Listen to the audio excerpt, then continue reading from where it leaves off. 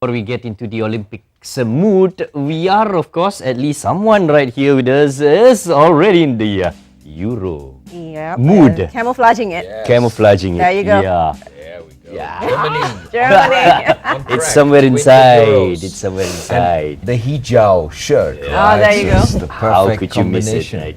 Yeah. All right, Green Man in the studios, of course, Matthias Galber, and he brings us Agora Enterprise. To welcome Agora, we'd like to welcome, of course, right on the extreme right, Encik Shafiq, who's from BioGT. Next to Encik Shafiq is Ms. Shanti, CEO of Agora Enterprises, and of course, Matthias. Do I need to introduce you? No. No. Green Man in the studios, you're here to tell us more about Agora Enterprises. Yes. Yeah, All right. good morning. But maybe before we talk about Agora, just a little bit of an update for the viewers. We did Oh. quite some exciting tree planting yesterday in Ah, Shah Alam, awesome. where we had, I think it must have been 300-400 people Wow. planting loads of trees, and that was a beautiful event yesterday. It always touches my heart to see a lot of young Malaysians come out and wanting to help Mother Nature. So that was very, very nice yesterday. And today we're really talking about, I think the bigger topic from an environmental point of view is water pollution. Yes. Because when we look at oils, when we look at grease, when we look at, car workshops or kitchens, food courts, people don't realize, factories, how much the oil, either the food oil or the black oil that we use in cars, can contaminate the water. I can't remember exactly 1 liter of oil, how many thousands of liters of water it actually pollutes, but it's huge. So the more we can trap that material, the more we can prevent it from going into the rivers, from going into the normal water, the better our environment looks. And when we talk about, cleaning up of the Klang River, I think Malacca did a big job of cleaning up the Malacca River before That's they could right. have the tourist boats coming in. We need to trap the oil and the grease that Before comes that from gets all in. these small sources. So that's why I think this is a very, very important subject from an overall environmental point of view. So how does Agora fit into this? Okay, Agora started in 2010. Okay, we supply grease traps and biodegradable degreaser and cleaner. So this is our passion to do something for the environment. So I think grease trap is an amazing product to prevent pollution. Okay, let's talk about grease traps. I think for the viewers, a little bit detail into this. What do you mean by grease traps, and what exactly is this gadget? I mean, if you can just describe it a little Okay, bit. grease trap. Grease trap is to trap the grease from flowing into the drain. All right. Okay, so this grease trap is normally installed at the food premise below the washing area, so that the waste oil, to prevent the waste oil from going into the drain, so it will trap the oil. That's what it looks like. Yes. And I think the important thing about this one is as well, it catches 100%. Wow. And it does it without electricity. Because sometimes you have solutions that are not that effective, and at the same time they create another environmental impact by using electricity. That's right. And here you have a service, I understand, for actually picking up Yes. the used grease that you collect then and reuse it as well. So there, Yes. there are It's recycled. triple Recycled. environmental benefits. All right. Very interesting. Now, Encik Shafiq, I know you duduk kat tepi-tepi, but no, we are coming to you. Tell us a little bit Nice about kid. BioGT. Now, you're from BioGT. How does that complement this whole thing? We have been in this business almost 10 years. We are producing grease trap. There's two types of grease trap. One is fiber and one is stainless steel. Okay. Various types, various set sizes. Normal grease trap we install under a kitchen sink at the food premise, and there's another one we install inside the drain, and another one is underground. So it depends on the sizes lah. I see. Okay, you've been mentioning food premises.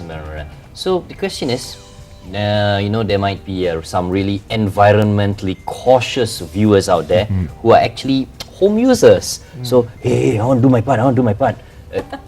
Do I need it for my very own home kitchen? The grease Yes. trap? Can it be used? Can it be used? It can be used. It can be used in homes as well. Yes. But do they need to pre-install? How does that work? I mean, if you already have a pre-existing kitchen, then You just have to install it. you just below. install into your below the sink. below the sink. Yes. And it's not too big, yeah. No, it's normal, as big as a sink size. Oh, okay. All right, that's brilliant. But Yeah. what do you do with it? I mean, do we again? I mean, I'm being the you know. Let's just put me as The the home person- user. The home user. Let's put it the person as the home user. Yes. If I am trapping the grease from all that little muck that's coming down, what do I do with it? How do I get rid of it? Do I come and give it to you guys? Or? No, we will Grease collect it from you, disposal. and we will process it into biodiesel, recycle into biodiesel. So zero, what do you call pollution? Zero Right. waste. So we just collect grease and we call you. No, once Doesn't the sound compartment is full, you just give us a call, or you want to dispose it also can. But it's a serious offence to just dump it Dump it, elsewhere. yes. Yeah. So you have to dispose it properly. Yeah, I think that's what a lot of people right now do, and we're talking about the service industries especially. Yeah. Because you cater more for service industries. I think this is what's wrong right now, because you do see the little muck in the drain systems and Yeah, drainage that's systems, right. and Ooh. that is again an environmental degradation in itself. Yeah. How has the response been from consumers? I mean, from people who you go into the industry. How's that response been? If you can Yes. just elaborate. Okay, the awareness is not there yet. There you go. That's why we need you guys to come here. Yes, That's right. So there must be an enforcement. But Enforcement, how do you do that? I mean, Matthias, maybe pick your brains a little bit. What can we do? How do you bring that environment out there? I mean, you are doing tree planting Yes. to bring environment about the need to preserve our environment. But then this is a different matter altogether.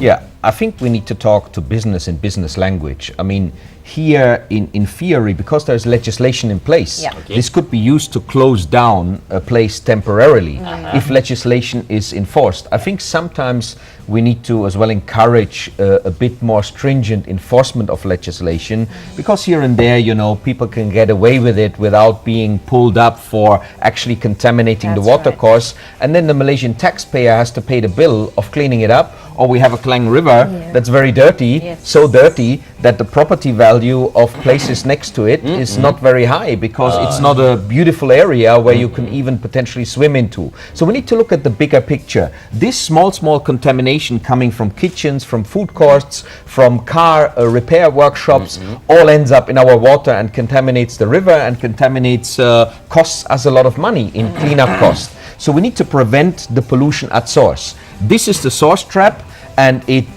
doesn't even require ongoing maintenance costs in terms of electricity, and you can turn the waste into biodiesel. So it's a win-win for everyone. At a fairly small cost, you can get this in place. You have to do it anyway because it's a legal requirement for those operators. So we need to work on raising the awareness. And I would want to challenge people. I remember the first job I did when I was still at school to earn some makan money during my holidays was working in a metal workshop, and they were using trichloroethylene as a degreaser for the oil on the metal pieces. And that stuff was so smelly. It's actually toxic. A lot of people use toxic degreasers, and then they might dump it somewhere in the forest. The degreaser, which is the other product they use, is biodegradable and breaks down the oil into nanoparticles that then the bacteria can take care of. So there is a lot of education needed for the small scale operators, but the good news is I think next week we're bringing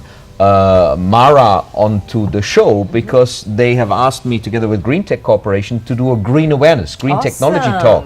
So we will get a lot of the small scale businesses involved as well, and we need to talk to them about what's the value, the benefit of going green for society, for the children, and for their business at the same Of course, time. and ultimately for the environment as well, and to preserve, the one earth that we have. Yeah. Now, coming back to your earlier sentence, you did say, let's go with a small cost. How small a cost are we looking at for this gadget? Home user. You don't have to give me the exact amount for the viewers, but sort of like a ballpark, sort of like estimated. What's a dent we're talking about here for, say, home users or even restaurant users? You mean the What's the amount? grease trap, Yeah, the what's grease the- trap. grease trap? Okay, we have a wide range of grease traps. Okay, you mean the price? Is it? You want to know the price? sort of like if it's a home user, how much are they looking at? 200. About 200 plus. That's it. Yes, That's it. yes. So- We are from 200 plus to 2004.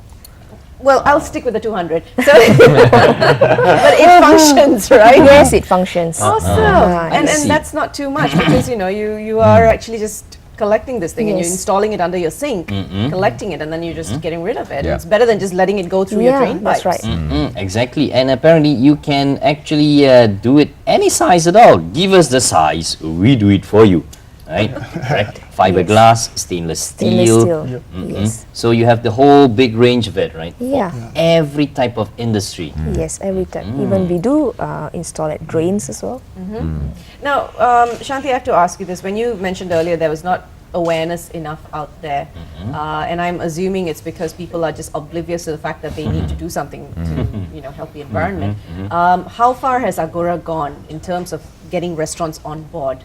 And I think restaurants, I would specifically say, would probably be the biggest contributor in polluting Yes. the drainage systems in what you see at the back of all these mama shops and everything. How far has it been for you? I mean, how difficult or how easy has it been for you to bring this awareness to them? Need a lot of convincing. Okay. Then, but now slowly they are getting aware of it. Getting lah. used to the Getting idea. used of it. Yes. But still, we have to do some convincing also. Yeah. Some convincing work to be done, right? Yes. Shafiq, As for me, the food 10 premises. years of work in this line. Okay, we have been a lot of ups and downs before. So now we are dealing with certain government department in terms of regulation.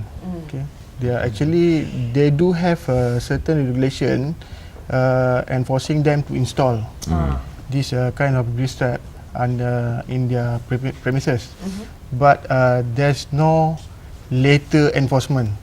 Right. So you just If you want to open a coffee shop or cafe, you need to buy grease trap the and grease install. traps. But later enforcement, no- yep, Nobody follows up. There's no The follow-up. maintenance, is it Yeah. running effectively? Yeah, nobody follows no up, basically. testing in Yeah. terms of is Yeah. there oil and grease going down the drain? Yeah. And that is really the key question, because that load is That's where it's called biological oxygen demand and Right. chemical oxygen Yes. demand, the kind of load we put, the contamination we put into the water, and that costs a lot of money to clean up. So we need drain checkers. Yeah. Grease checkers. Well, I think we do have them. I mean, there is, the regular authorities that are supposed to be in charge of these things. But I think as you mentioned, Shafiq, there has to be somebody who's following up with Yeah. this, isn't Yeah. it? Correct. You can't rely on Agora to be doing this all the time. Every state. we are taking our effort now to cooperate with this specific government body to assist them, to provide them with this kind of solution. After you are installing a grease trap, what should you do? Yeah. There must be a service or maintenance to collect the grease. Yes. And after that, what would you do with the oil? Yeah. that What you can you do with collected? the oil? Okay, you are recycling and treat the waste oil, Right. turn into biodiesel. That actually that part that category part is we call recovery method. And that's in line with Malaysia's green tech strategy, turn the waste material into useful, higher value products. That is what we need to do. That is what we need to encourage. Instead of it ending up as a contamination in our water, it can end up driving our cars. And that way reduce the overall pollution, because we are using waste material and turn it into petroleum replacement. So that's a beautiful story. Right. Well, before we leave you this morning, maybe Shanti or Encik Shafiq, you can give the viewers some idea of where they can find, or rather where they can go for more information and to buy the system. Where can they go? Especially, I'm looking at homeowners, honestly speaking. I'm just looking at homeowners because, I mean, the restaurants and the It's a cafes big market and out everything. there. Yes, They are bound liable. by- They're they are bound by, But for the legislation. homeowners, we're not bound by anything to put a Yes. grease trap under our sinks. But Very own it's, initiatives. it's consciousness. So where can they go to find this? Okay, well, they can contact us. Okay, they can go to our website at www.agoras.com.my. The information is there. Okay. And we they can will- just call you Yes. in and see if they can. Yeah. Would you then come and get somebody to come and measure the sink, or how does it work then? Yeah, we will go and measure the zinc, and according to the customer's request, we will install it for them. And we stick to 200 lah, budget. Yes. Right. So there you go. If you want to know more, and as a homeowner, Malaysia, I think it's important for you to pay heed to this, because this is something that we all do. You know, a lot of people do. They just pour the oil. You know, they dilute it with soap and they just pour it down. I know people who've done it. They just pour it down the sink. You have no idea where that travels to and where it goes to and where it just settles in. So to avoid any kind of pollution, maybe you should actually get in touch with Agora Enterprise. Find out how you can put that little gadget under your sink and do something for the Why environment. not, right? So now, before we leave you, right, Mr. Greenman, maybe you can share with us what's to come for your week. Yeah, what more tree planting and efforts you have? Yeah, actually, this week I'm gonna be in Sri Lanka and in Singapore. In Sri Lanka, I'm looking at potential green building projects. In Singapore, I'm gonna be chairing a green technology investment forum, which has a lot of North American and Europeans that want to invest money in Asian green technology businesses. Then we've got on the 4th and 5th of July, there's a very interesting green building forum for tropical climate, focusing on the region here, organized by the Malaysian Green Building Confederation, which looks like very, very good. That's, I think, what some viewers should be interested in, particularly those that are in the property market, in looking at how can we make cities more green in a tropical climate. And then a very exciting event that's coming up, and I'm going to bring Tunku Kaisha and Aizad Amdan, the singer, in the show in 2 weeks' time, because they are the key players of a charity, Emerald Charity Gala for Green, organized by the Sultan Ahmad Shah Trust. It's on the 17th of July, and that sounds like a very exciting hijau event with all sorts of bells and whistles. So that's kind of a preview for something to come in the near future. You've got your hands full. Yeah, there's a lot of exciting stuff happening. Brilliant, Oh. fantastic. Yeah. All right, so there for you your go. Now to efforts. know more, of course, you can log into the Facebook of Eco Warriors. They actually have it all down there. You can speak to Matthias through Eco Warriors. You guys are going really good in terms of your effort. Thank you so much, Shanti and Encik Shafiq. Kudos to both of you for bringing this gadget. It's very good that you're The doing grease this. trap. Thank you very much. And Matthias, as always, lovely to have you on board. Thank you. And lovely to See hear you all soon the again. green efforts you guys are doing. And hopefully next Monday I'll be smiling, because just before the show there's going to be the final of the Euros. There you So go. I might look a little bit sleepy.